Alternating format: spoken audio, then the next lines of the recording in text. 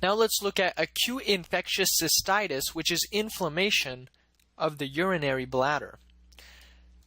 Symptoms include suprapubic pain, dysuria, urinary frequency and urgency.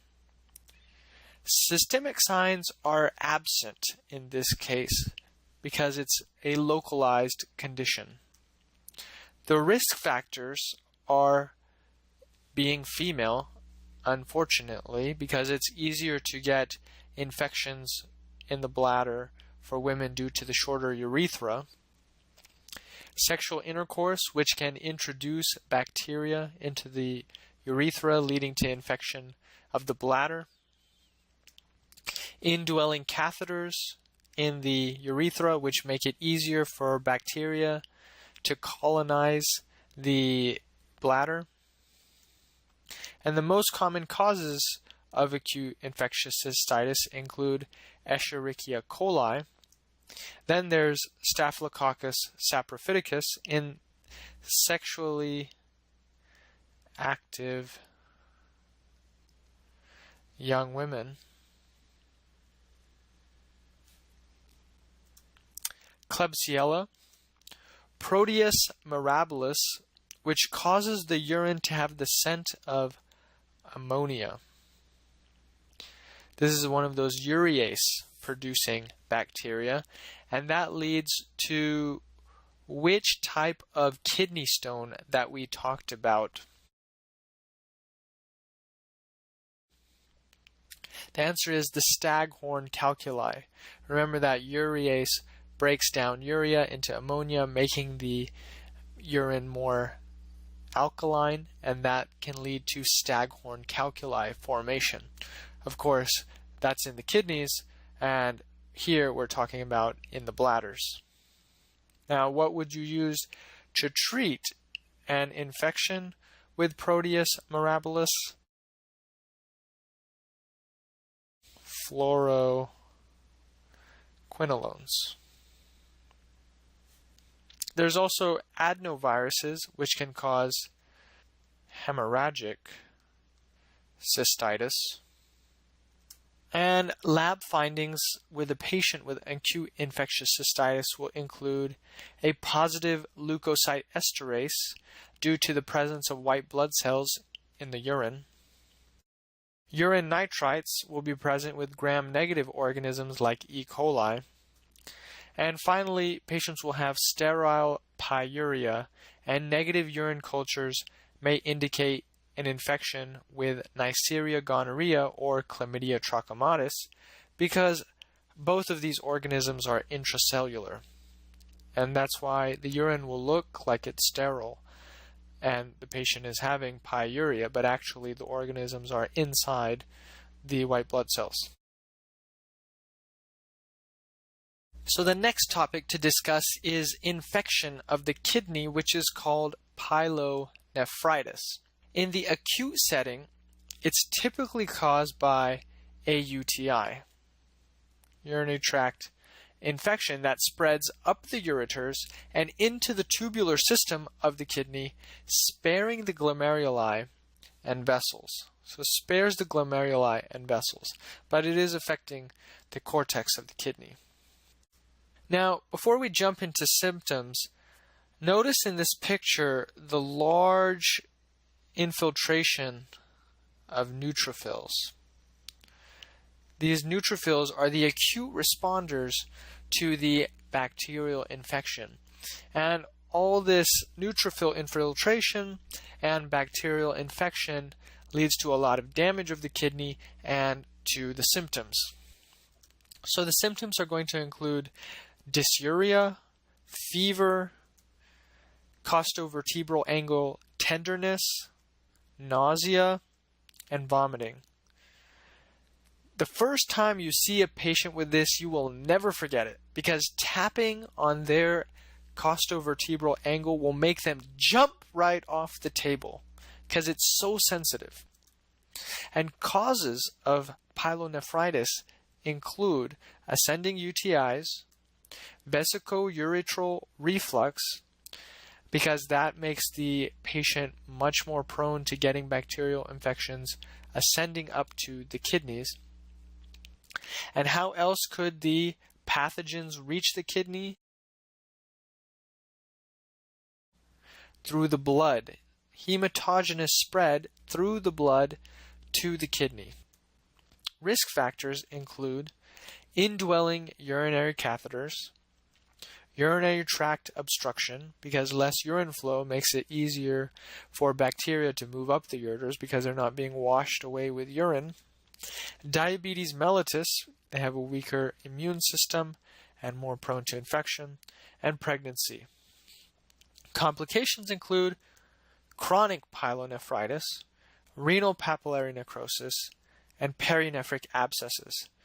Treatment is obviously antibiotics to cure the infection.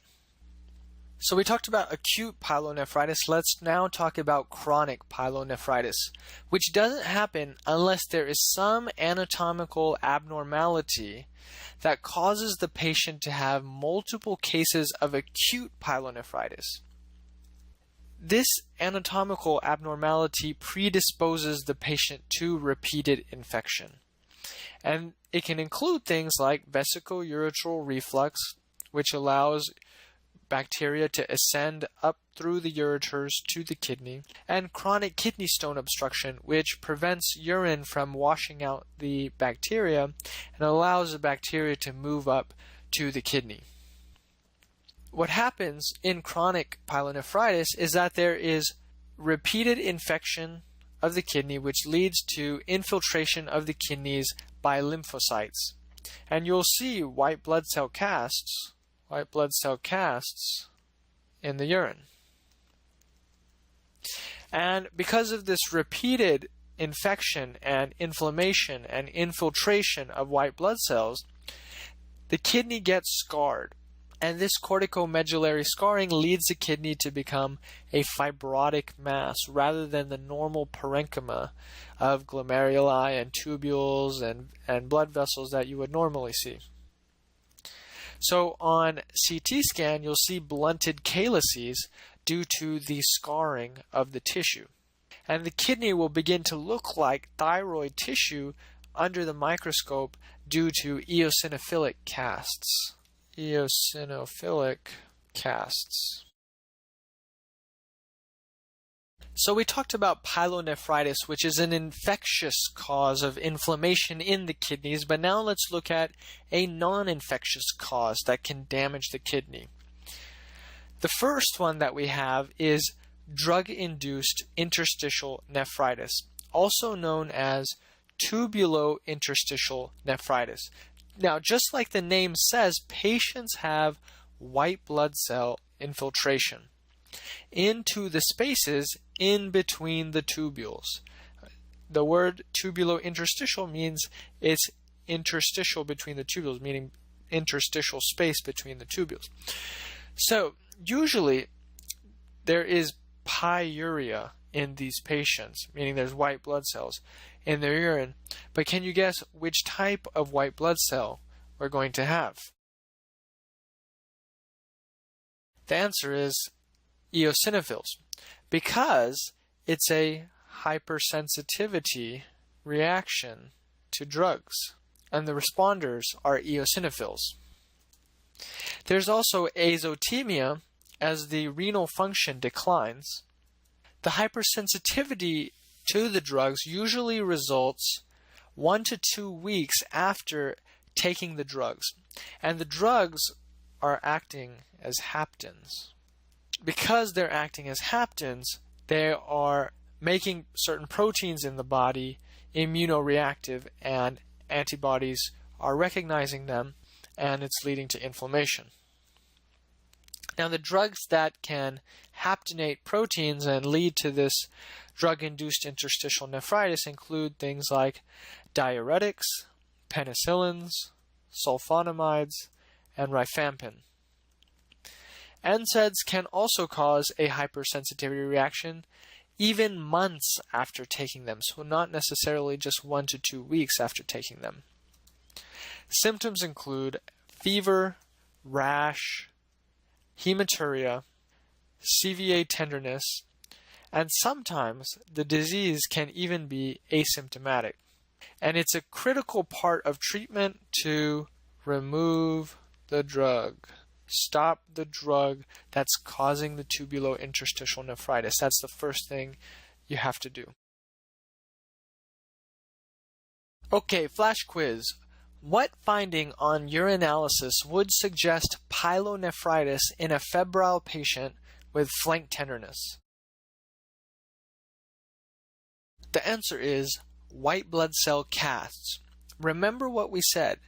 White blood cells will only form casts in the tubules.